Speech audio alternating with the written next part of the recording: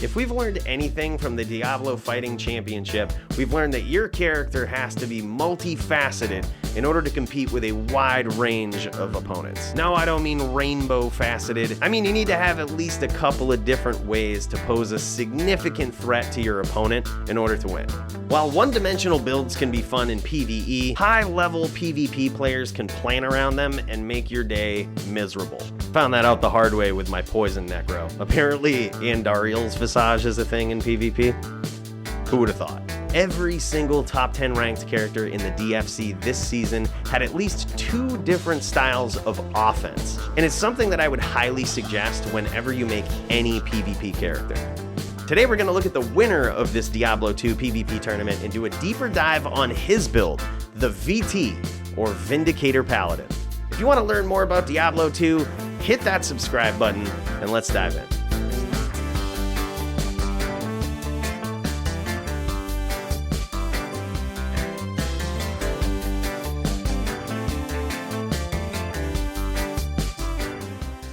So what is a Vindicator Paladin, or a VT? Vindicators have 2 primary attacks in their PvP arsenal: Fist of Heavens, or FOH, and Smite.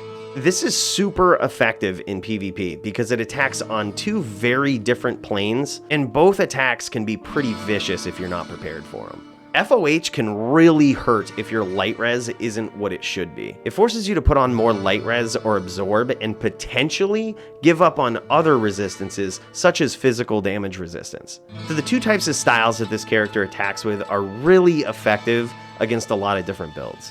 That being said, let's take a look at the Vindicator skill tree as presented by MTL, the champion. Let's start with the combat skills tree. These are where all of the primary attacks are going to come from. You can see that there's 20 points into Smite and 20 points into Holy Shield. Maxing those 2 skills will ensure that your Smite damage is as high as it can naturally be. Additionally, MTL put 18 points into FOH. Some builds choose to max this, and that's completely fine as well, but as we get to other skill tabs, you'll see why MTL didn't. The rest of the skills on this tree just have 1 point into them, largely just to reach other skills on the tree.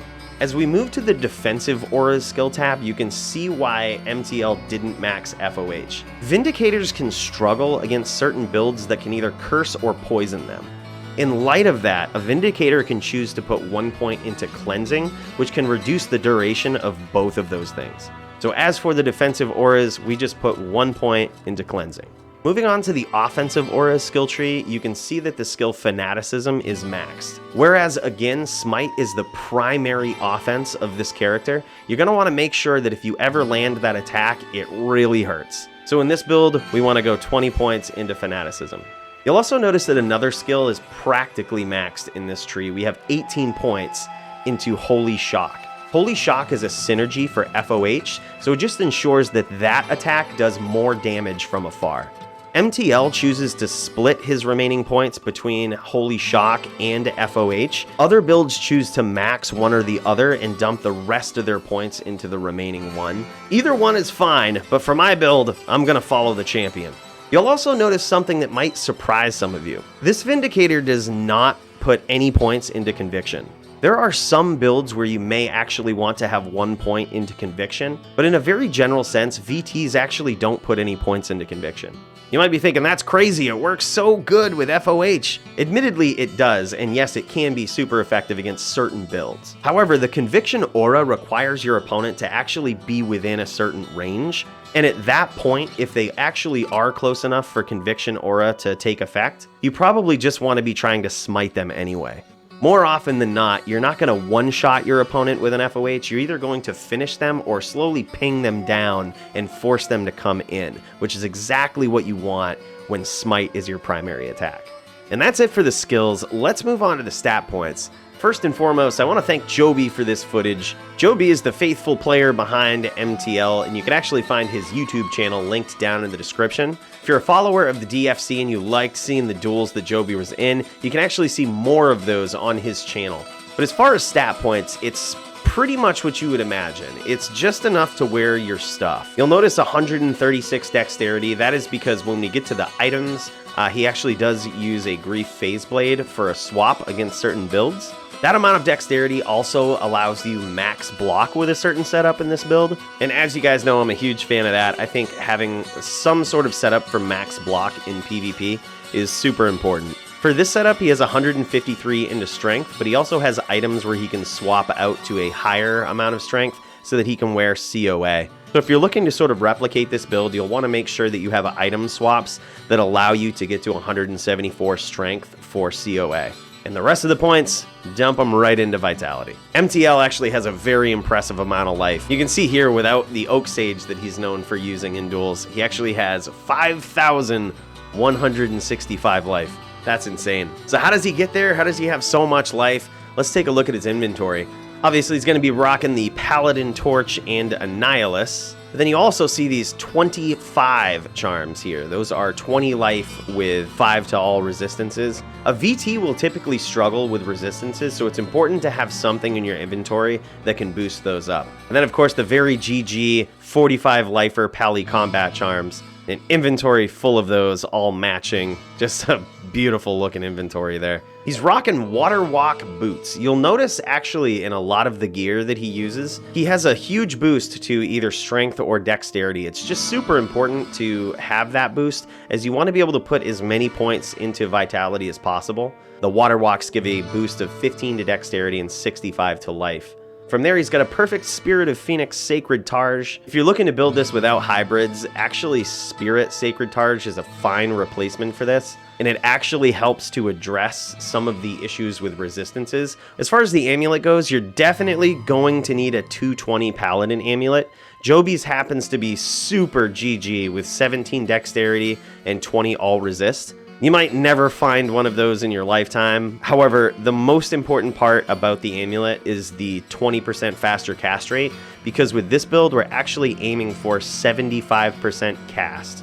You might have noticed, if you've ever seen some really good game VTs before, is they are absolute tanks. It seems like they can take so much damage. Not only is it because of their huge life total, but it's because of the damage reduction that is associated on some of their items. So for example, Joby is using a perfect Harlequin Crest Shaco here with a bear rune in it, and that is so that he can get a boost of 18% damage reduction on his helm. From here, he's using Grief of Doom Berserker Axe. Alternatively, a regular Grief is fine here as well. A VT is actually able to hit the IAS breakpoint with Grief and Fanaticism with a Berserker Axe. So if you actually have to chase down your opponent, the base damage on a Berserker Axe is obviously higher than on a Phase Blade, so that helps a little bit, but obviously with most hits with Grief, it's going to be that additional damage plus that really pushes you over the top. Not only does that work with charge, but most importantly, it works with smite. Joby swears by the armor being Enigma. There's very few options that you have there. You'll notice as part of his strategy, if you've ever seen a lot of his duels, he is a master of chain locking, and one of the most important things you need for that is some sort of item that allows you to teleport. For rings, he's rocking Bull Cathos, obviously for the +1 to skills, but also the additional boost to life. Ravenfrost, as you know by now, with any build that's based around IAS or increased attack speed, which Smite is, being frozen is a huge blow to the build. So he wears Ravenfrost here for Cannot Be Frozen. It also happens to be a great boost to dexterity. And the final item on his build is the item that really separates the boys from the men when it comes to Vindicator builds. And those, of course, are your Smiter gloves. What you're aiming for here is 20% increased attack speed for sure. You need that on there. And then most VTs or even Smiters really want Crushing Blow, a huge boost to stats, and then some sort of resistance on the gloves. Those are the ideal gloves. All of these types of crafted gloves with Crushing Blow will always have some amount to life to them. I believe it's anywhere from 10 to 20. Yeah, these are some really GG Smiter gloves right here. On the swap, he has Call to Arms in a Paladin War Scepter. If you've ever seen the video that I put out called Bugged Items That You Can Actually Find, this is one of those. You'll notice that on this War Scepter, there is +3 to Holy Shield. So this is the absolute perfect pre-buff stick for this din. And then just a Pally Bow Spirit on the other side. As you would expect from a multifaceted build, he has some tricks in the stash. Whenever he needs to swap out against builds that have heavy lightning damage, he'll use these 08 boots called Soul Spurs. You actually can't necessarily find boots like this anymore, but they did drop in the game at one point. That additional plus 19 to strength and plus 14 to dexterity is great. And it actually allows him to get to the 174 strength that he needs to be able to wear COA. The COA that you see here just below those boots actually has a minus 15% requirements jewel in it, and the jewels also provide other abilities such as a stat boost, cold resistance boost, and faster hit recovery. So this is the type of helm that he's going to wear here against a cold sorceress when he really needs to stack up his cold resistance. And the CTA that he uses just below that is one that he would use for, say, a mirror match or against some sort of build that does heavy lightning damage. Additionally, if he's going up against builds where he needs to maintain the cast rate that he has, but also obtain either max block or more damage reduction, he has a 220 2-open socket Paladin Diadem that he's put a couple of bear runes into. Very good game looking helm. You might also see Grief Phase Blade in his stash. Now this is very interesting. There are times where you want to switch from the Grief Berserker Axe to the Grief Phase Blade, and that's against builds that might slow your attack speed down. So for example, a Necro can use Decrepify in duels, and that can actually reduce your attack speed by quite a bit. With this particular setup with Fanaticism, a Grief Phase Blade will allow you to hit the maximum breakpoint even through a level 1 Decrepify. Additionally, certain mirror matches also allow for the Holy Freeze aura, and this will again just allow you to hit the maximum breakpoint through that. He's also got himself a perfect Verdungos in the stash here, and that's again very good against builds where you need to boost up your damage reduction. Against builds where the bear rune in your Shaco might not necessarily be as ideal as something else, he has a Shaco in the stash that has a Jaw rune in it, which gives him a 5% boost to life. And then of course, against the builds where you're going to need max block, he has an upped Herald of Zakarum or Haz with a bear rune in it. This shield, in combination with some other items that you've seen here, will allow him to achieve max block and max damage reduction of 50% in PvP.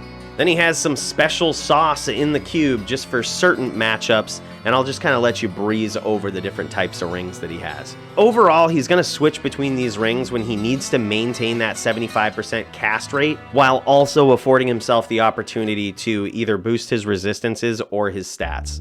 And that, my friends, is a look at one of the best Vindicator Paladins on Battle.net. A VT has the potential to be one of the nastiest duelers. Again, as with any character class, it's all going to come down to how much practice and time you put into being good with this character. The other side of grinding for items in D2 is grinding for skills, and in PvP, that's exactly what you have to do. But once you get a few rounds in with this, and once you get the feel of it, you will notice that this thing has a lot of potential to take down a wide range of different opponents in Diablo 2. If you want to see some more duels with MTL, please go check out his channel. It's linked down in the description. Joby is one of the best duelers that I have ever come across in the realm, and he is 100% deserving of the DFC championship belt that he earned this season. His brother's also extremely vicious. That family birthed fucking legends.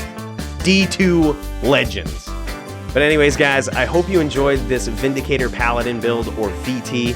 I'm hoping to do more of these videos on successful and or just unique and cool builds that we might see in the DFC. I want to thank all my D2 fans that have followed me here and on Twitch, and all of the action that we always get in the Discord. It's just such a great community that we have here. I want to thank you all for that. Hope you enjoyed this one. We'll see you in the next video.